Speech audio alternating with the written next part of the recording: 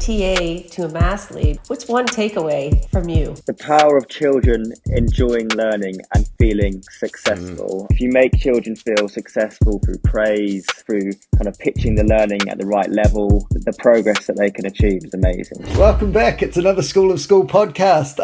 Look, we've had a couple of goes at this introduction, so we're really getting into it now. This one's for real, okay? We're here with the usual gang, Robin and Andy. How are you both? Yes, very good. Yeah. Good. Enjoying the summer. Good. Nice and hot. Yeah, all right. He's just dropping that in because we're talking about the UK currently in the sort of anti-heat wave of our summer currently. But also joining us from the UK, it's a real pleasure to have Felix Savedra. Felix, what a pleasure to have you here. How are things with you? They're good. We're just saying that England have recently lost a Euros final, but I'm doing well. I'm fine. We're soldiering on. Nearly end of the year. Doing well. Felix, we can assure you it'll be out of bounds. It'll be out of bounds in terms of topics and conversations throughout the duration of this podcast. Felix, you're a maths lead and a Year 3 teacher at Wray Common Primary School. And we're here to talk about your school and your staff, your sort of decisions around Maths No Problem and just maths generally at Wray Common. So perhaps you could start just by telling us a little bit about yourself, and then we'll kind of get into the maths program and all the good things that happen at your school. Yes, so as you said, I'm currently a Year 3 teacher and maths lead at Wray Common Primary School. I started as a teaching assistant about 8 or 9 years ago, and then absolutely fell in love with primary school. Did my training, did my skit at Wray Common, and I've worked my way up. I've started as a reception TA, did a bit of teaching in Year 1, a bit of teaching in Year 2, a bit of teaching in Year 3. So I'm slowly creeping up the school, but I absolutely adore maths and adore primary school teaching. So what is it about primary school that's so appealing? I think that the children's absolute thirst for knowledge. Pretty much all children, no matter the subject, what you're learning, they absolutely want to learn. They're absolute sponge, and it's just such a creative, buzzy classroom. With all children wanting to learn. Felix, I want to jump in. I think one of the highest compliments that can be paid to a school is when, in your instance, a teaching assistant or someone who's got something to do with the school, whether it's a volunteer or in some support staff in some capacity, decides that teaching's for them.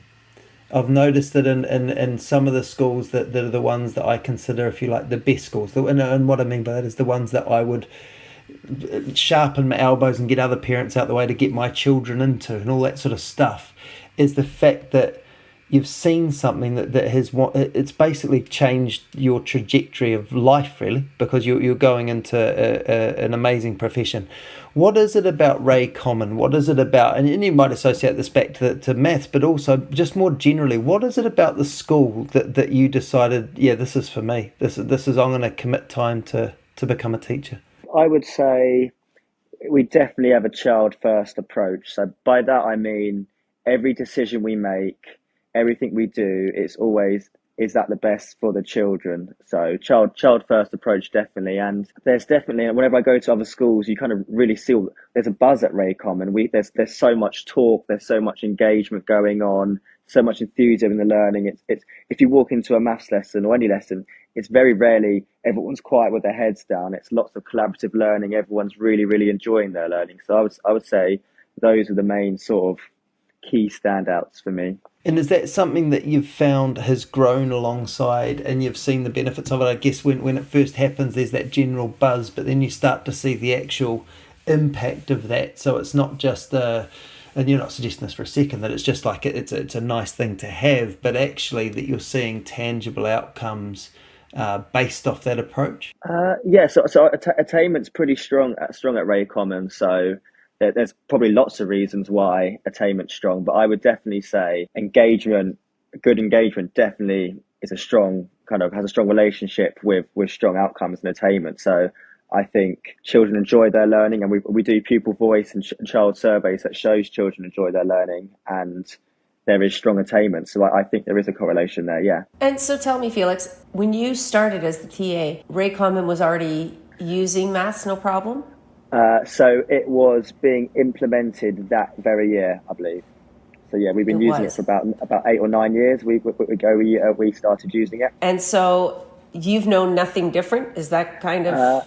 So I've seen it in other schemes and other schools and other approaches, and I've done placements here or there, but kind of my full-time actual teaching, I've known no other approach now. But I absolutely love Maths No Problem. I'm a big supporter of it. Felix, you've gone from teaching assistant then to teacher, and I think I've got this right, but you'll be able to correct me if I'm wrong. You've been teaching for 6 years, and you're maths lead for 2. So if my maths is half decent, that's a pretty quick trajectory into the realms of maths lead. What is it that allowed you to do that, and what would you say along the path to allow you to do the job well? What are some of the things that have happened at the school that have got you to where you are now? Yeah, great question. So in between that, I was also a PE lead as well. So my leadership journey kind of started with PE, and I like to play lots of sports, watch lots of sports. I was very kind of confident teaching PE as well. So I was PE lead for 2 or 3 years.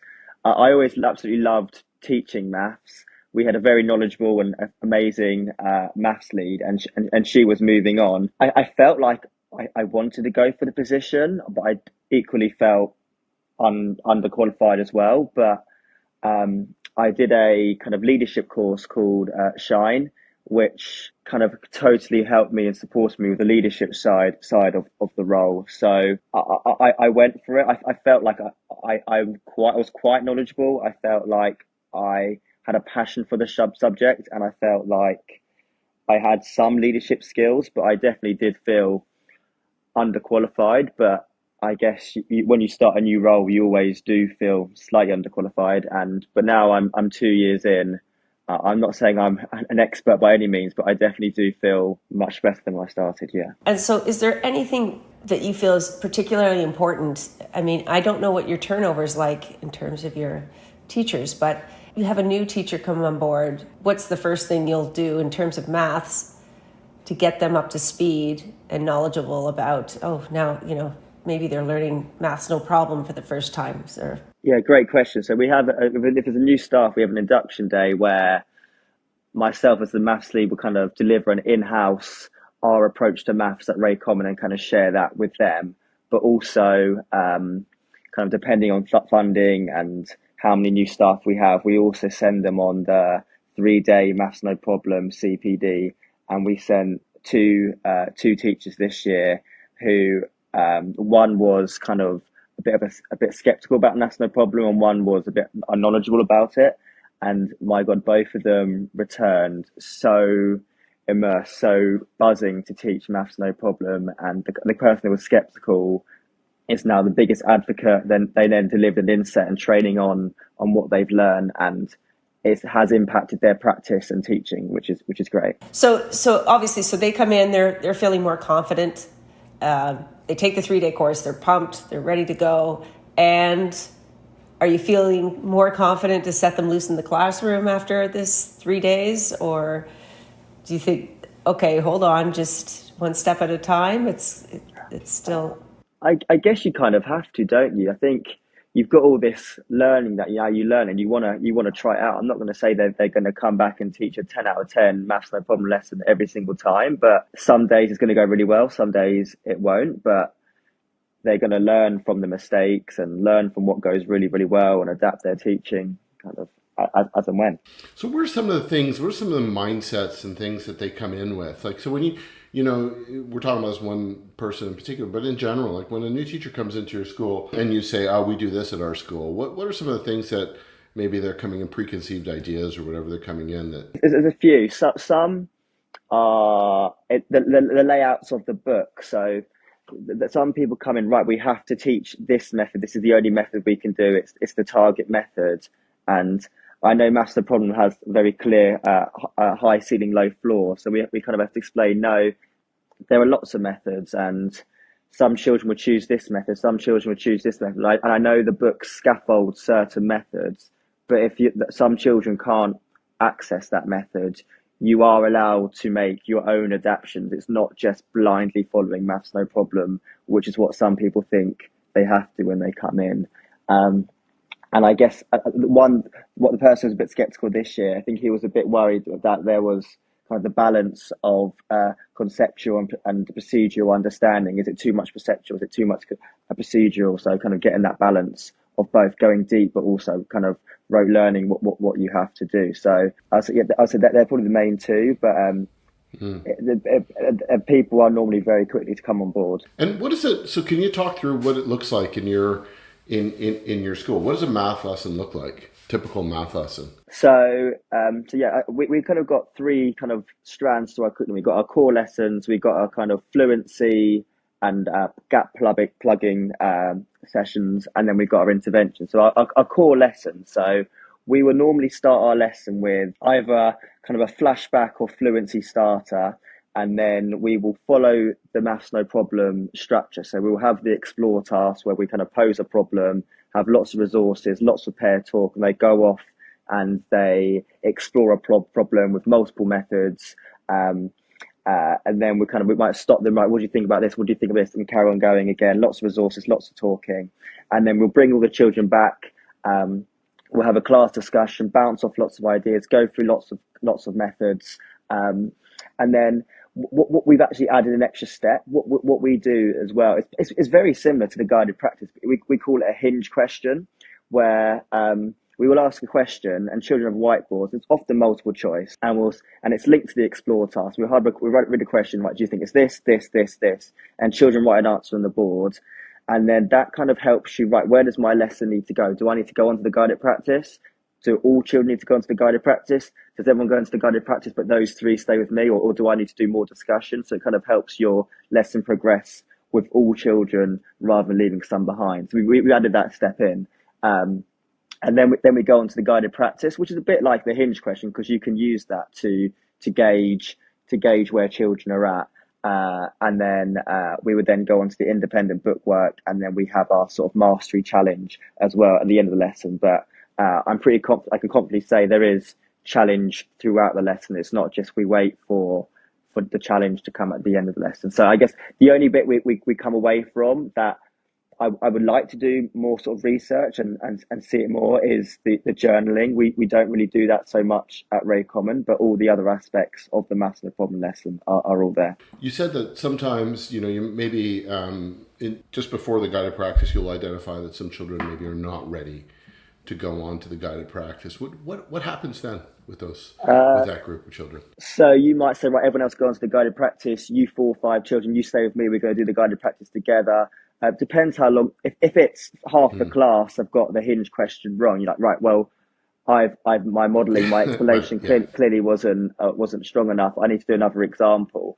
I'd much rather you don't get onto the independent application part of the lesson, but you do far more modelling and far more kind of whole class discussions, and people are more secure than people get it wrong. Because I know maths no problem, they plan kind of blank space lessons, so there's not enough lessons to cover the whole calendar year. So you can add in consolidation lessons if you don't get chance to get onto the book that lesson. I mean it doesn't happen often, but certain, for example, when you're doing further multiplication or division, those sort of more trickier units is where you see, all right, you're not with me here. You haven't got the times table, so your working memory kind of being kind of flooded. So yeah, I mean, multiplication is always that transition. That's one where I think you can't rush multiplication or multiplicative reasoning. Like just that idea of going from like additive structures to a lot of times, people feel pressured. Like they feel, we got to move on. We got to get to this next lesson. We got to, and I think it's really key that sometimes you really got to slow down and just make sure and go deep and make sure that those concepts are embedded. I mean, I know that obviously there's also there's a push, with tables and multiplication tables and the year 4 tests and all that kind of stuff. But the reality is, my own personal belief is that the multiplicative structures are the challenge, right? It's understanding that transition from additive thinking to multiplicative thinking is really difficult for children, many children. We tend to focus on whether or not they remember the tables, but that can be done in a very rote fashion. It might not necessarily have any meaning, but slowing down at that key transition stage is super important. I mean, Adam, I don't know what you think about that, but no, same. In fact, I was doing some training last week and just thinking about situations that a particular question. I can't remember the exact question, but the long and the short of it was it was a division question in year 3, and the structure, it was a problem about music lesson and children going into classrooms, and instead of like teaching the inverse, basically understanding that they could read the equation, but what a child may have done reasonably is add the 3 lots of the classroom. So there's 15 children in each of these classrooms, you add them up. What we want to make sure of is that they can then link that to multiplication.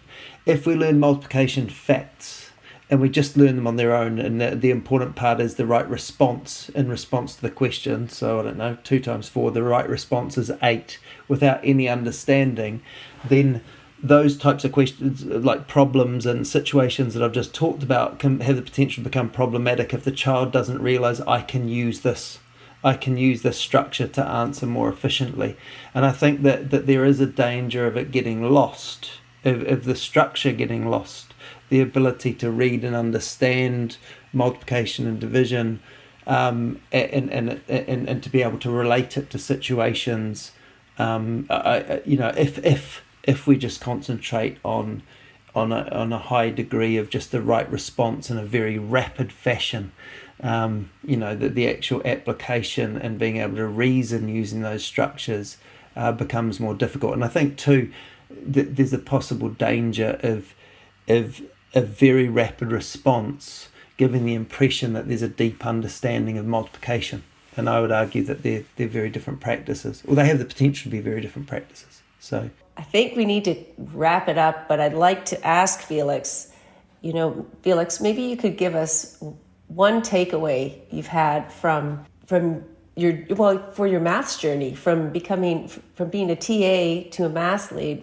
What's one takeaway that our audience could learn a valuable lesson from you about?